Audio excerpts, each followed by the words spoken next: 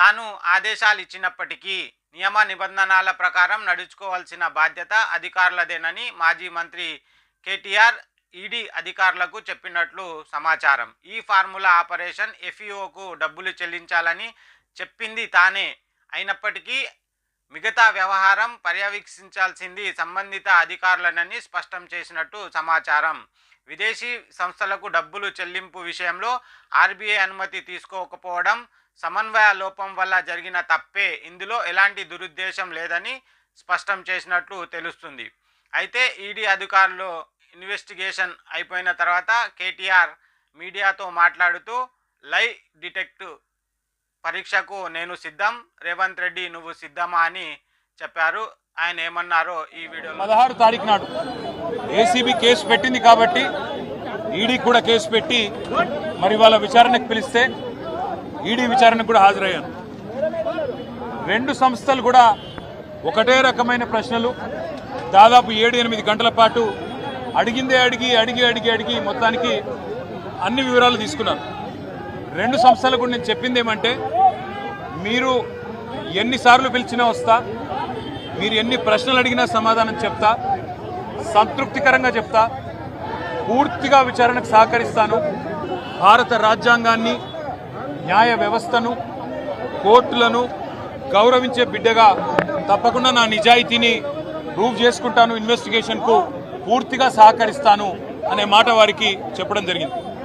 అయితే నాకు ఎక్కడ ఇబ్బంది అనిపిస్తున్నది అంటే, ఇంతమంది నాయకులు, ఇంతమంది పోలీసులు, ఇన్ని విచారణ సంస్థలు, ఇవాళ ఉదయం పేపర్లో కూడా చూసిన ఈ విచారణకి దాదాపుగా 5 నుంచి 10 కోట్ల రూపాయలు ఖర్చు అవుతుంది అని ఇవాళ ఉదయమే పేపర్లో చూసిన. అందుకే ముఖ్యమంత్రి రేవంత్ రెడ్డికి నేను ఒక మాట చెప్పదలుచుకున్నాను. రేవంత్ రెడ్డి గారు, మీరు మీ కక్ష సాధింపు చర్యల్లో భాగంగా మీ మీద ఏసీబీ కేసు ఉన్నది కాబట్టి నా మీద ఏసీబీ కేసు బనాయించినావు, నీ మీద ఈడీ కేసు అయింది కాబట్టి నా మీద ఈడీ కేసు పెట్టినావు. ఏమి ఇబ్బంది లేదు, నువ్వంటే దొరికినోనివి, నేనంటే నిజాయితీ పరుణ్ణి, ధైర్యం ఉన్నాను కాబట్టి ఎదుర్కొంటా. కానీ ఈ 5 కోట్లు 10 కోట్లు ప్రజాధనం ఏదైతే వృధా అవుతున్నదో ఆ 10 కోట్ల రూపాయలతో బ్రహ్మాండంగా ఇంకొక 500 మంది రైతులకు రుణమాఫీ చేయొచ్చు. ఆ 10 కోట్ల రూపాయలతో దాదాపు 2500 మంది పెద్ద మనుషులకు పెన్షన్లు ఇవ్వచ్చు. అందుకే రేవంత్ రెడ్డి గారికి నేను ఒక ఆఫర్ ఇస్తా ఉన్నా. రేవంత్ రెడ్డి గారు, నీకు నిజాయితీ ఉంటే, నీకు ధైర్యం ఉంటే ఒక పని చేద్దాం. నేను తయారుగా ఉన్నా, నువ్వు ముందుకు రా, జడ్జి గారు ముందు కూర్చుందాం. ఏసీబీ జడ్జి అయినా, హైకోర్టు న్యాయమూర్తి గారైనా, లేదా మీకు ఇష్టమైన న్యాయమూర్తి ఎవరి ముందైనా కూర్చుందాం. మీ మీద ఏసీబీ కేసు ఉంది, నా మీద ఏసీబీ కేసు ఉంది. నీ మీద ఈడీ ఛార్జ్ షీట్ చేసింది, నా మీద ఈడీ విచారణ జరుగుతున్నది. మీరు మొత్తం ఈ టీవీలు అన్నీ ఉన్నాయి కదా, మొత్తం మీడియా ఉంది కదా, లైవ్ టీవీ పెట్టండి. నేను రేవంత్ రెడ్డి గారు ఇద్దరం కూర్చుంటాం న్యాయమూర్తి ముంగట. మీరు ఏ ప్రశ్నను అడగండి కేసుకు సంబంధించి, ఆయన కేసు నా కేసు. ఇద్దరికి లై డిటెక్టర్ పరీక్ష పెట్టండి, ఇద్దరికి కూడా లై డిటెక్టర్ పరీక్ష పెట్టండి. మొత్తం రాష్ట్ర ప్రజలందరూ చూస్తుండగా ఒక 50 లక్షలు 20 లక్షల రూపాయలు ఒడిసిపోతుంది. లేకపోతే ఈ 10 కోట్ల రూపాయలతోని అనవసరంగా ప్రజాధనం దుర్వినియోగం అయ్యే విధంగా, ఇంతమంది ఉన్నతాధికారుల టైం వేస్ట్ అయ్యే విధంగా, ఇంతమంది మీడియా సంస్థల టైం వేస్ట్ అయ్యే విధంగా ఈ కక్ష సాధింపు విచారణ మంచిది కాదు. నేను రెడీగా ఉన్న రేవంత్ రెడ్డి, నీకు ధైర్యం ఉంటే ముందుకు రా. నీ జూబ్లీహిల్స్ ప్యాలెస్ లో అయినా సరే, లేదా న్యాయమూర్తి ఇంట్లో అయినా సరే, ఏసీబీ న్యాయమూర్తి ఇంట్లో అయినా సరే, కోర్టులో అయినా సరే, లేదా ఈడీ ఆఫీస్లో అయినా సరే, ఎక్కడైనా నేను లై డిటెక్టర్ పరీక్షకు సిద్ధం.